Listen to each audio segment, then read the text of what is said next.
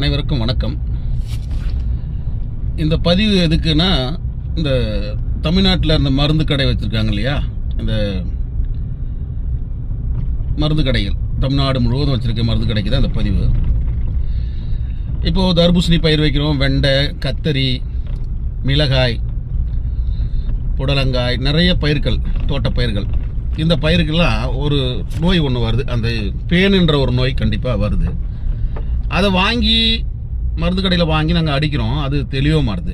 ஆக்சுவலாக அது சாவ மாறுது, அந்த பேன் வந்து சாவ மாறுது. அது ஏன்னு தெரியல. ஆனால் ஒவ்வொரு மருந்து கடைக்கு போயிட்டு கேட்குறோம், எல்லாம் நாங்கள் விவசாயெல்லாம் வந்து நாங்கள் ஏமாந்தோங்கன்றது எல்லோரும் புரிஞ்சுக்கினீங்க. அது ஒட்டுமொத்த விவசாயம் ஏமாளி தான்.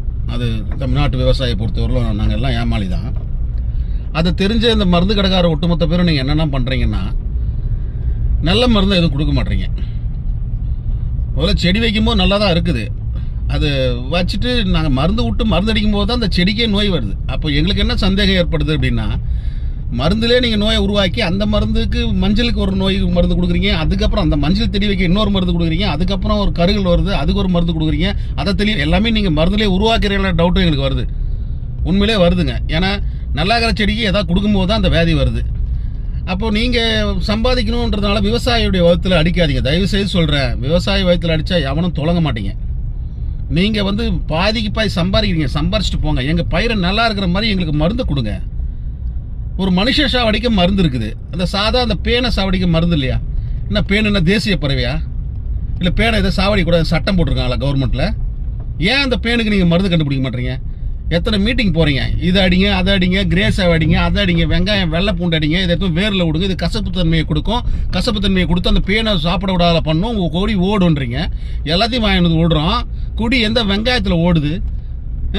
இன்னும் நீங்கள் கொடுக்குற மருந்து அடிக்க அடிக்க தான் இன்னும் அதிகமாக பேர். நீங்கள் கொடுக்குற மருந்தை அடிக்க அடிக்க தான் அது பேன் இன்னும் நல்லா வளர்ச்சி அடையுதுன்னு நினைக்கிறேன். நீங்கள் வளர்ச்சி அடைந்த மருந்து கொடுக்குறீங்களா, இல்லை நீங்கள் விவசாய தாலியாக இருக்க மருந்து கொடுக்குறீங்களா?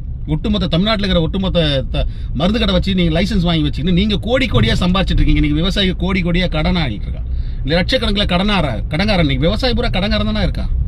எவனாச்சும் வளர்ந்துருக்கானா விவசாயத்தில்? எவனாச்சும் வளர்ந்துருக்கானா? எதுக்கு அவங்க தாலி அறுக்குறீங்க சொல்லுங்கள்? இன்றைக்கி ஒரு 10 ஏக்கர் போட்டிருக்கோம், அதில் பேன் இறங்கிடுச்சு. அதில் பேன் இறங்கி இன்றைக்கி நாசமாகுது. நான் போயிட்டு கேட்கும்போது மருந்துகளை கொடுக்குறீங்க, வாங்கிட்டு வந்து அடிக்கிறோம். ஒரு ஏக்கர் தர்பூசணிக்கு எவ்வளோ செலவாகுது தெரியுமா? 60,000 ரூபா செலவாகுது. ஒரு ஏக்கர் 60,000 to 70,000 செலவாகுது. இவ்வளோ ஸ்டேஜ் செலவு பண்ணிவிட்டு கடைசியில் இந்த பேனுக்கிட்ட விட்டுறோமே நாங்கள் தர்பூசணியை. எங்களால் வளர வைக்க முடியலையே. 3 முறை மருந்து அடித்து பார்த்துட்டேன், பேனுக்குன்னு வாங்கியாந்து அடித்தேன், அது எதுவுமே கேட்கலையே. பேனு இன்னும் இன்க்ரீஸ் ஆகுது கண்டி, அது குறையிற பாடு இல்லையே.